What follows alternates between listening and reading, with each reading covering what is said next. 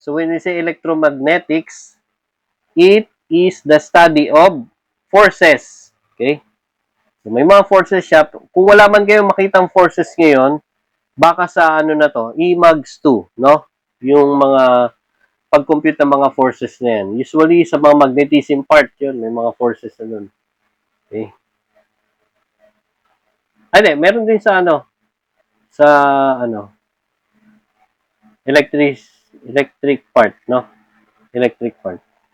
Between charged particles resulting in energy conversion, no?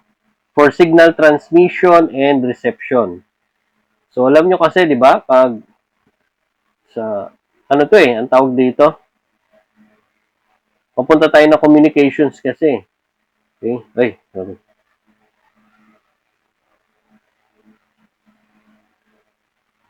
Oh. Di ba, bago natin i-send, kasi meron tayong communication, transmitter tayo dito, no?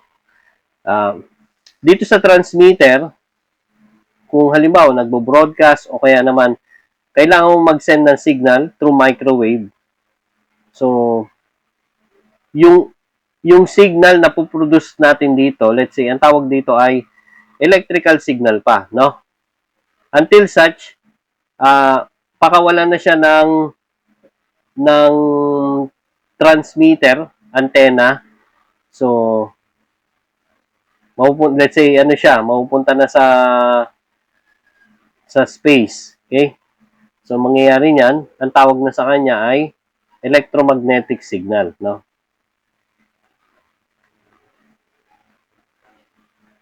Okay? So, from electric signal to electromagnetic signal, no? So yung electromagnetic study of forces between charged particles. So, lahat ng forces pa rin yan is nanggaling pa rin yan sa mga atom, sa mga charged particles, sa positive, sa negative, yan. So, lahat naman yan, it boils down to a tiny charged particles. Okay? So, before i-convert, no, for signal transmission. Okay? Ano ba yan? Okay. And then, reception. So, syempre, reception from electromagnetic signal. So, meron din kayo ditong receiver. So, babalik naman dito. Babalik niya sa electrical signal ulit. No?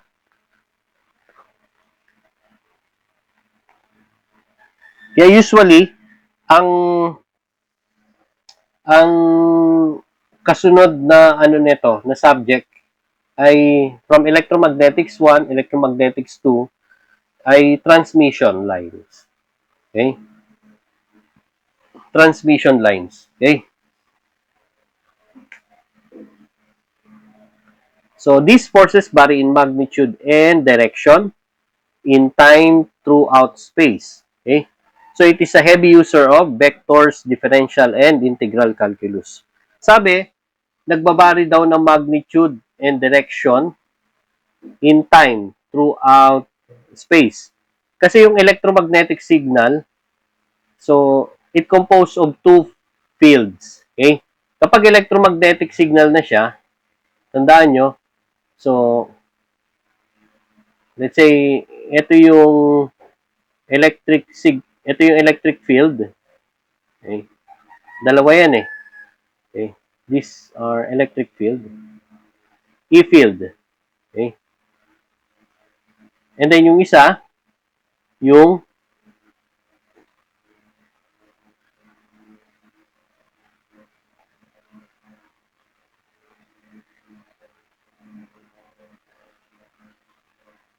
ito naman yung magnetic field. Okay?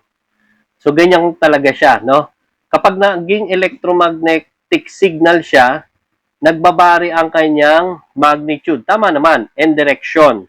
In time, throughout space. Ayan. Ganyan siya. Ganyan din ang mga lumalabas sa mga antena. No, ganyan din ang mga nare-receive ni dati, mga TV natin yung may antena pa, no? Kahit naman sa ano, sa ibang ano, kahit sa mobile may nare-receive pa rin tayong mga electromagnetic field. Okay? So, of course, meron siyang magnitude, meron siyang direction. Kaya naman sabi niya, heavy user of vectors ang electromagnetics. Of course, differential and integral calculus included dyan. Okay? So, recall natin ano yung pinagkaiba ng scalar and vector quantities. Okay? So, pag sinabi scalar, scalar is a quantity that has only magnitude. Okay, alam niyo na yan, no? Okay. So, magnitude lang, walang direction. Okay. Tapos, ito yung mga example niya, no? So, time, mass, and distance, temperature, yung electric charge, Q, yung electric potential, uh, pressure, tsaka volume, speed, work, energy, power. They are all scalars. Yung work, scalar yan, di ba? Pero pag binalikan mo yung physics, work equals force times d yun eh. Sabi nga, distance daw yan, pero hindi naman distance yan. Okay. So, sabi, paano nangyari, sir? Yung force kasi, ano yan? Vector yan. No, vector. Yung work, scalar yan. Okay? Imposibleng, hindi pwede maging ganyan yan. No? Pero, ang totoo niyan, yung d is not a distance. It is actually a displacement. No? And when you say displacement, yung pinagkaiba niya sa distance, no? Displacement is a vector. Okay? Vector yan. Pag nag-multiply ka ng vector to vector, so hindi naman talaga siya yung multiply lang na ganyan. Work is actually equal to force dot product with the displacement. So, hindi pa natin ito pag-aralan, next meeting pa, no? Okay? Yung dot product na to, isang way para i-multiply yung dalawang vector. Okay? Hindi ito nagmumultiply ng scalar, it's only a vector to vector. At ang resultant o result ng dot product is a scalar. So, ibig sabihin, a vector dot product with a vector is equal to a scalar. So, yun yung ibig sabihin nun. Ibig sabihin, kapag dinat product natin yung force at displacement should be equal to a scalar, not a vector. So, yun yun. No? Kaya pag nagtaka kayo, so, force to ba't naka-equate sa work? No? So, dinat product kasi sa displacement. No? Yun lang. Yun yung sa work. No? So, scalar could be a positive or negative.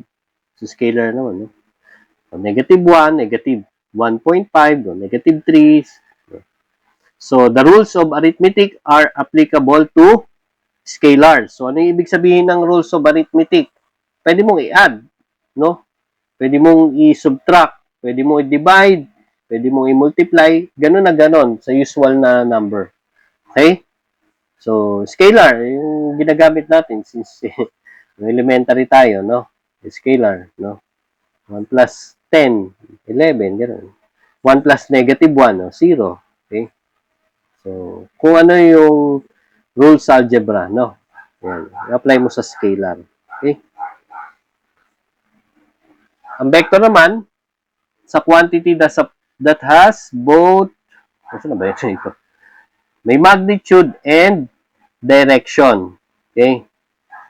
So, yung vector, katulad ng velocity, yan, force, displacement, weight, acceleration, momentum, electric and magnetic field intensity, electric and magnetic flux density, current density.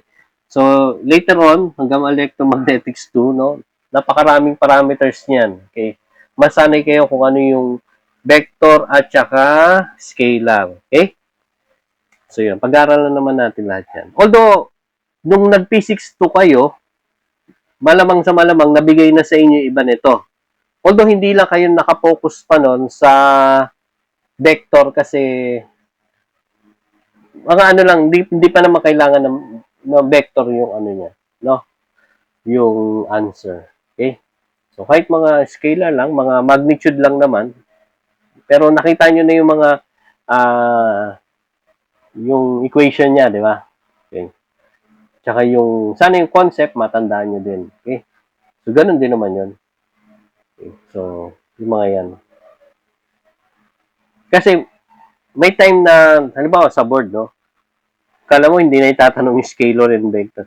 Scalar and vector, tinatanong yan, nagbibigay lang sila ng mga parameter o kaya ng, halimbawa, quantity. Halimbawa, velocity, momentum, magnetic flux, tsaka work. Ano dyan yung scalar? Or, ano dyan yung hindi vector? Ganon. So, dapat, ano na yan? Kuha mo na dapat yun, no? Alam mo si solve doon. Okay? So, yan.